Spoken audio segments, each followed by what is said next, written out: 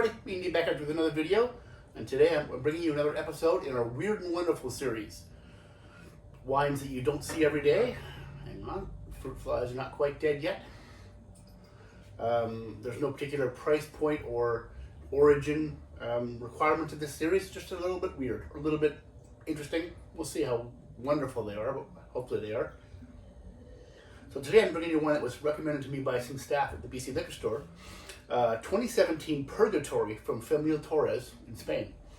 How weird is it? Well, Torres isn't weird. Spanish wine isn't weird, but this particular blend, I'm going to read you what they said in the back of the bottle. It's kind of funny. In 1770, a group of monks broke the rules of their order and was exiled to the harsh, rugged region to carry out penance. They soon discovered that the area was perfect for wine growing, so it couldn't have been that bad, right? And set out to make a wine that would return them to heaven's good graces. They succeeded, or so it succeeded.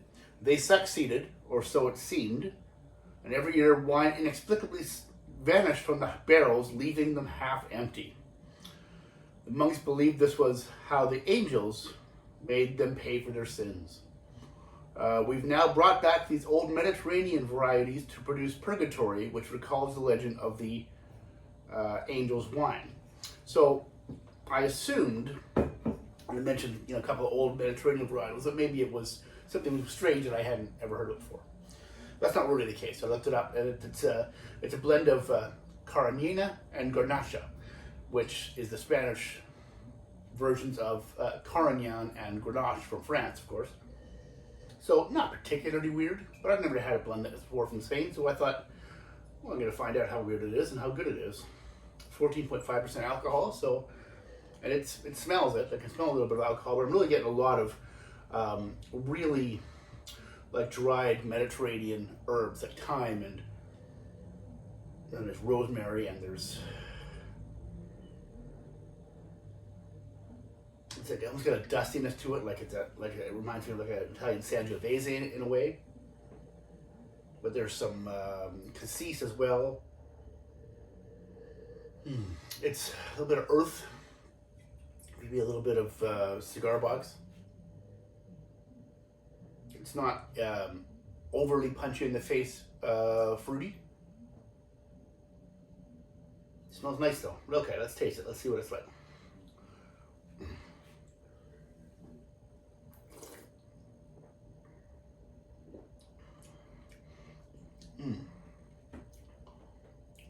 Yeah, that's good. I like that. Wow. Palate mirrors the nose quite a bit. Very dry. Tannins are medium. Cassis, black plum, herbs, dried herbs, thyme, rosemary, sage.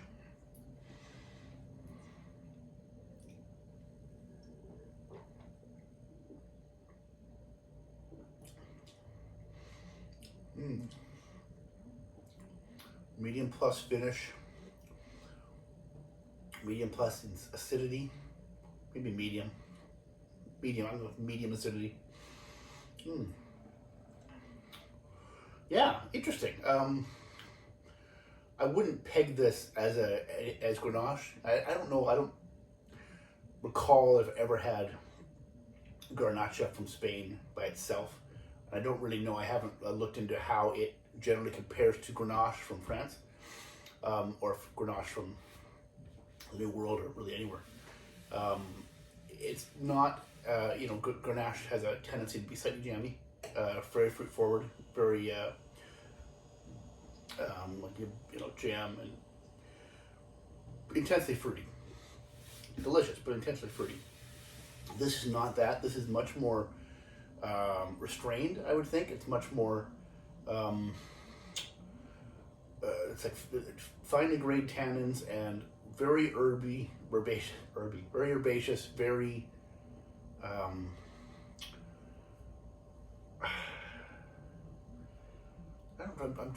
having trouble coming up with the words to describe it.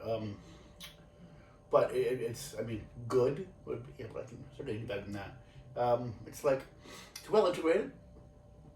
I get no hints of oak. I wonder if they use oak. I know Spain tends to use, well, part of Spain tends to use American oak, which would quite often give you some dill and coconut notes. I don't get any of that here at all. Maybe a tiny hint of dill and mixing in with the herbs there. I don't actually remember. Well, it's from Costas del Segre. That's the appellation, sub-appellation. So Costas del Segre is in the very northeast of Spain. It's not right on the Mediterranean, but it's not far off the Mediterranean. And it is just, I don't know, I'm trying to look at my map as I'm trying to figure out how far it is from France. Anyway, it's northeast Spain. It's maybe the northernmost region on the east coast of Spain, but like I say, it's not right on the coast. It's just a little inland. So makes total sense that we grow the same varietals as you get in the south of France, which would be not that far away. So,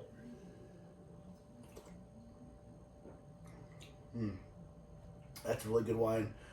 Probably great with food, but I'm just gonna go have it with some cheese and sip as I enjoy some football today. Give that 91 points. Like that a lot. Good decision by me to buy that based on the recommendation of the liquor store people. All right, let's see what's next. Okay, so for the second wine, the weird and wonderful tasting. This is a wine I could have featured in my cheap and cheerful series. We're going to Georgia, not the state, the country. So the grape is Saperavi. This is from the Cocktail region, probably Kakheti. I probably pronounced that wrong. Kakheti region, which I believe is the biggest region in Georgia. So you see Saperavi on there. I thought that was the winery, but it turns out that's actually the grape varietal.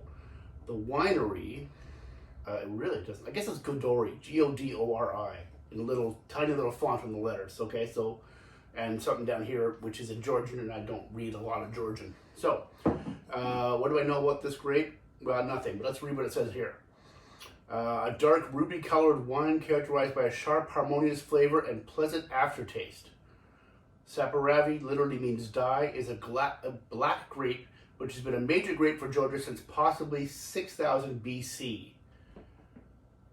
It is a Teinturier grape which carries red pigment in flesh and juice as well as the skin of the grape, and is unique for being one of very few such grapes used in single varietal winemaking. There you go. So now you know as much about Saperavi as I do. So I would say this certainly qualifies as the weird part. How about wonderful? Okay, there's a bit of a jamminess there. It's immediately making me think of like a Malbec or California Zin.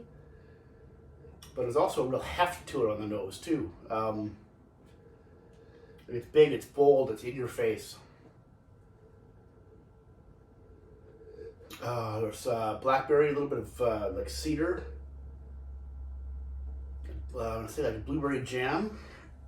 I decanted this, as you can see, but it's only been decanting for 10 minutes or so, so it won't have time to open fully yet.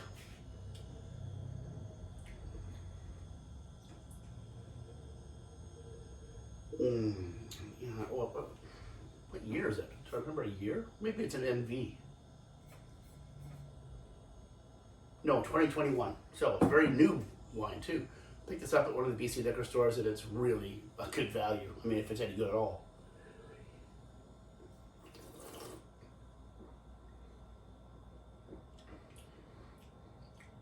Wow, that is the opposite of how it smells. It smells like it's actually going to knock you out of your seat. And the taste, well, starts out very subtle. And now I'm getting, as you can see, the alcohol is medium plus to high, but it's only 12.5% alcohol. It seems like it's there. Now I'm getting a real licoricey quality, like a black licorice candy and black plum.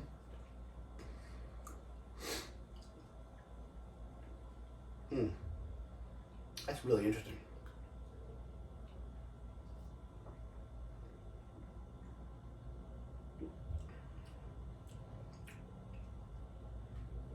Tannins are medium plus. Acidities, medium.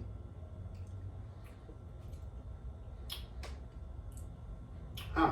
Interesting. I don't dislike it. It is, I guess this is kind of what this series is all about, right?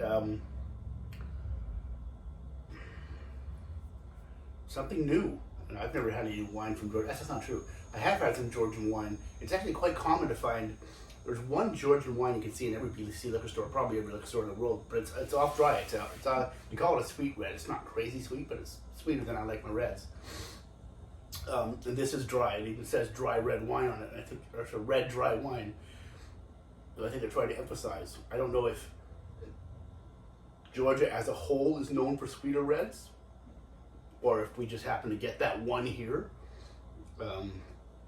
I swear, go to a liquor store next time and go to the other country section. You're probably going to find that off dry red wine from Georgia. And this is better than that.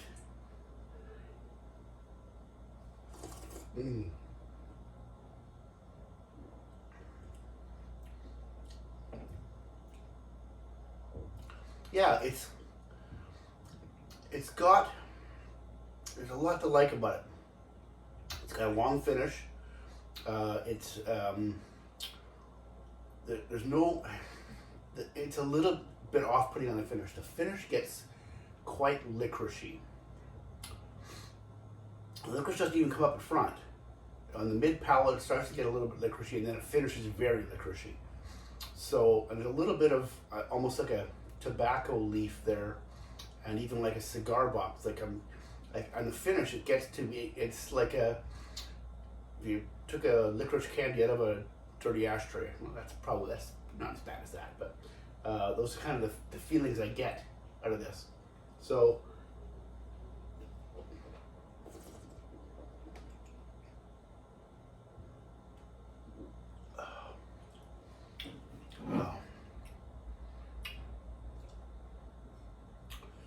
So, I'm trying to think what I'm going to score this. It's not bad. It is weird. Is it wonderful? No. Is it terrible? No. Is it average? No, it's better than that. I'm going to give this 86 points. It's a good bottle of wine. I think I think I'm going to enjoy this. Maybe it's better with food. I wouldn't know what to pair it with. Maybe just a steak. If it can hold up to that, a filet mignon, maybe something like that. So it's something that doesn't have to overpower. I wouldn't go ribeye or anything. It's not that powerful. But it's not a bad wine at all. And for the price, and hey, tell your friends you've got some wine from Georgia in your cellar. Buy a bottle of this. And it's just nice to try something from a country you've never used before, right? Okay, what's next? Okay, wine 3 for this video. We're getting really strange now, I think. So strange I had to get my iPad out to read some information for you, because I'm going to not be able to tell you anything about this grape. In fact, I bought this at Everything Wine yesterday at Abbotsford, and they couldn't tell me anything about it. So, for those of you that know anything about wine, and I suspect that's many of you watching this video, as you know, in Germany, Pinot Noir is called Spätburgunder. Well, here we have a Stefan Meyer 2018 Frühburgunder, which I confess until yesterday I had literally never heard of. What is that? Different grape? Probably. The Früh prefix means early, so it's an early ripening grape. And there's some people think this is a grape called Pinot Noir Précoce, but nobody's positive about that. So I'll read you what it says here. It's unclear exactly how Frühburgunder is related to Pinot Noir, but it is likely that it's a natural early ripening mutation occurring during a long history of Pinot Noir cultivation throughout Europe.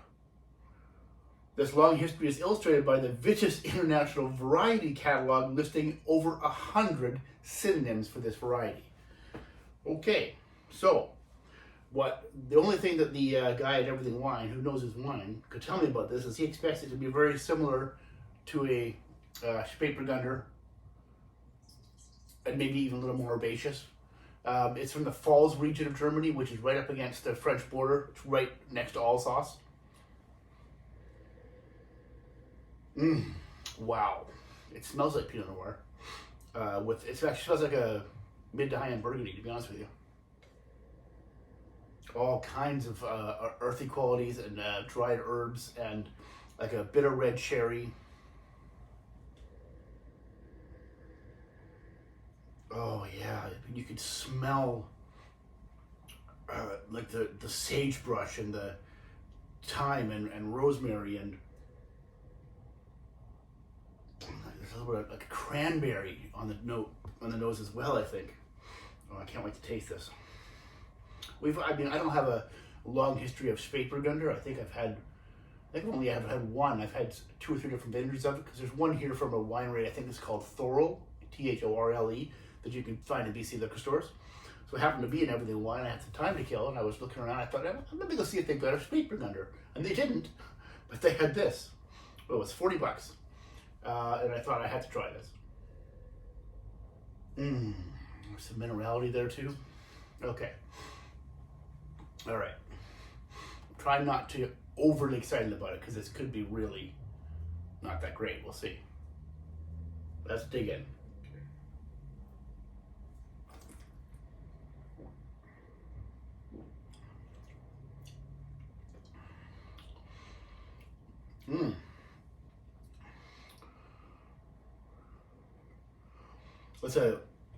It also says here, Frühburgunder is a dark red grape variety planted in the Ahr and Franken regions of Germany. But it's also available, obviously, in the Pfalz, the Rheinhessen, and the Mosel regions. And also found in countries such as Switzerland, England, and Wales. As well as several U.S. states. Its known extent is likely to increase as it is differentiated from Pinot Noir in various vineyards. So they're saying there's some vineyards out there that are selling Pinot Noir, and what it really is this, which is not quite the same thing. So I like that. It is a little bit tart, which I was expecting, because that would just a Spätburgunder, it would be like that. It is a little bit high acid.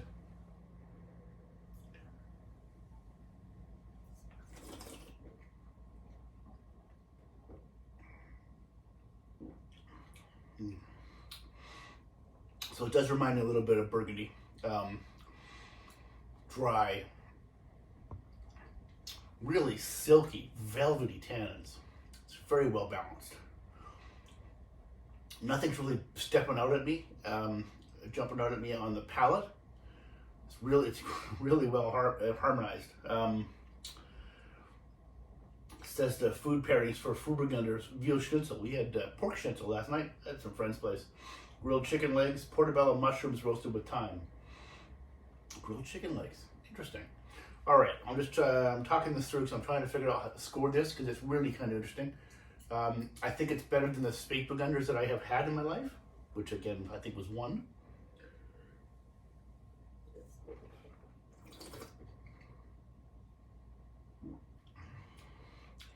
But again, I know nothing about this varietal. I don't know how long to age it. 2018, it's already aged 5 years for me in the bottle.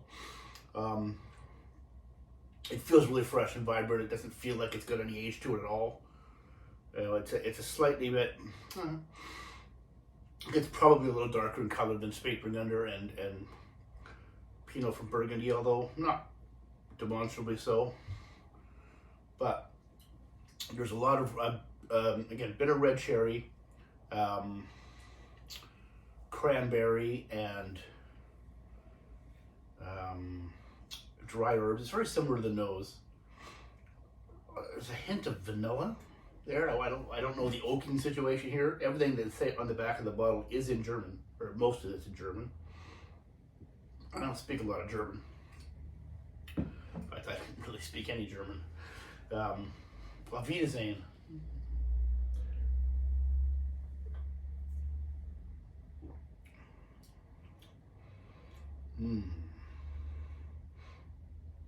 Okay, I gotta read some of the synonyms. I probably can't pronounce many of these. Lugliana, Pinot Noir Précoce, Pinot Madeleine, Raison de Saint-Jean, Saint-Jacques, Zerna Mujza, and quite a few that are German and very, very long. August Klebner, August Traub. Okay, I'm going to try this one. Lauren Zistrob. Trauentagtraub. Trauentagtraub. I don't know. I mean, if you're in a liquor store tomorrow and you see a bottle of Trauentagtraub, pick it up. It's probably the same as this. Anyway, well, that's a nice wine. I like that. See how it opens up over the rest of the day. Is I'm gonna go sit and watch a little bit of some Christmas music, Christmas movies, and relax tonight. It is,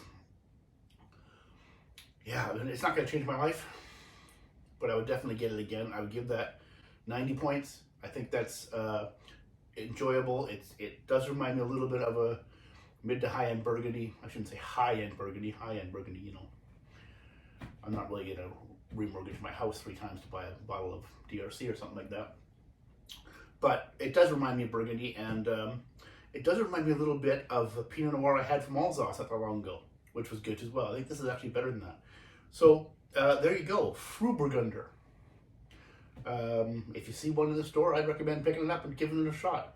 I know 40 bucks is not necessarily going to be a tested out price for everybody, but I thought I would give it a shot because I'd never seen one before, and who knows if I'll ever see one again, right?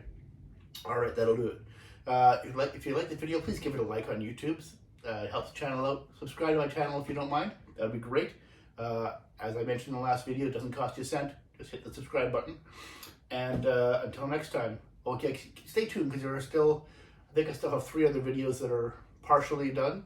A couple of various varietals, and the dessert wine one, which is, well, that one is still undergoing. It's going to be a while because there's a lot of dessert wine to taste, and we don't drink dessert wine every night. Unfortunately, we opened one of the dessert wines, some friends the other day, and it was awful. It went down the sink. It was the one from, it was a Sangiovese dessert wine from Italy, which I was so excited about, but it was horrible. So there's still lots of those to come, and we're getting near the end of the year. We're probably going to do like a year-end recap or something like that as well. So until next time, drink great wine. Stay tuned. See you soon.